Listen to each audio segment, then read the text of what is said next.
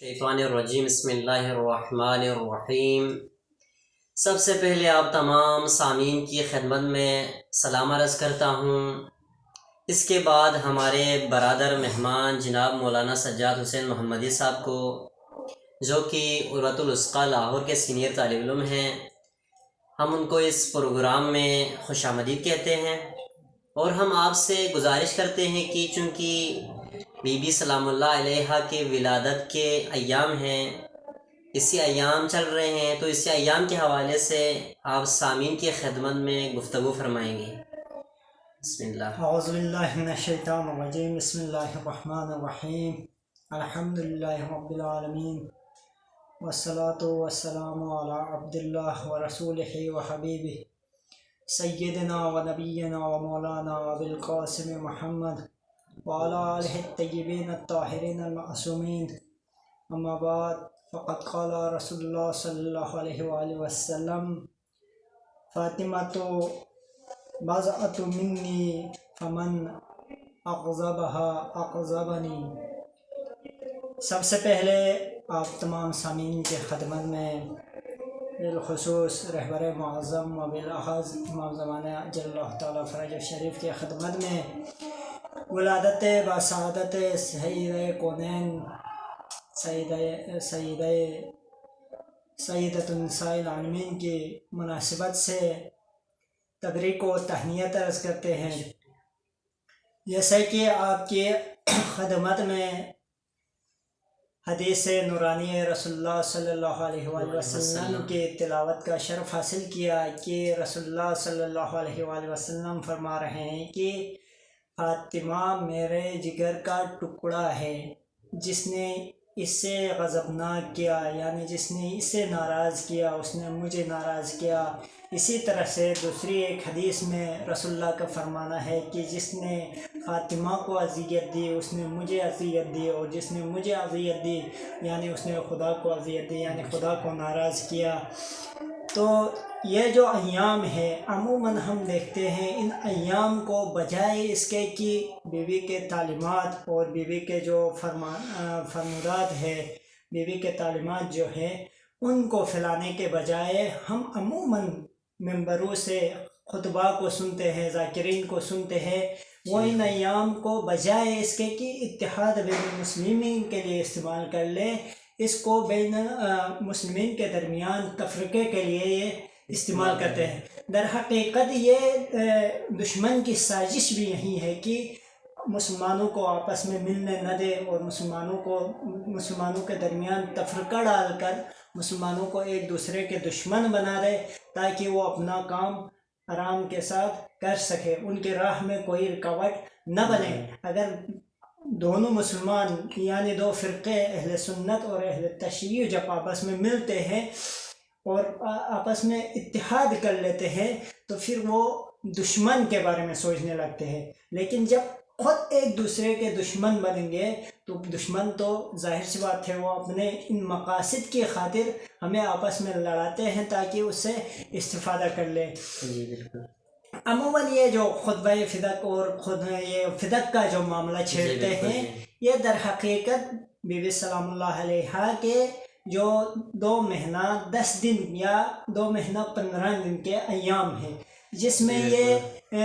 خطبہ فدق کا ارشاد فرمایا، اور فدق کے لیے بی بی نے قیام کیا، اپنا حق کے خاطر بی بی نے اپنا حق کا مطالبہ کیا۔ یہ در حقیقت ان چند مختصر ایام کی بات ہے۔ باقی جو 17 سال بی بی کے عمر کے گزرے ہیں، ان میں بی بی کیا تھی، ان میں کیا خدمات انجام دیا، اس میں دین کی خاطر کیا کیا، اس میں کیا تعلیمات تھی، بی بی کے جو سیرت تھی اس کو ہم پس پش ڈال کر صرف ان 75 دنوں کی معاملات کو لے کر آپس میں لڑ رہے ہیں۔ در حقیقت استاد محترم کل جو پروگرام ہوا اس میں بھی یہی بحث کر رہے تھے کہ بی بی کے اگر استاد محترم کا فرمانا ہے، سید جوان حفظ اللہ کا فرمانا ہے کہ اگر بی بی کے ان 75 دن کے جو ایام یعنی حق کو غصب کرنا بی بی کے اوپر ظلم ہے، تو اس کے 17 سال کے جو حالات ہے، اس کے احوال ہے اور اس کی تعلیمات ہے، اس کو بھی بھول جانا اس سے بڑھ کر ظلم ہے۔ اس سے بڑا ستم ہے، جی چونکہ بیوی کے جو تعلیمات تھے ہمیں تو ایک اسوہ ہے، جس طرح امام زمانہ علیہ السلام کا فرمانا ہے کہ ہم ائمہ دوسروں کے لیے نمونہ ہے، سیرت ہے، اور بی بی فاطمہ زہرا سلام اللہ علیہا ہمارے لیے اسوہ ہے، ہمارے لیے رول ماڈل ہے۔ تو اس رول ماڈل کی جو 18 سال کی زندگی، بعض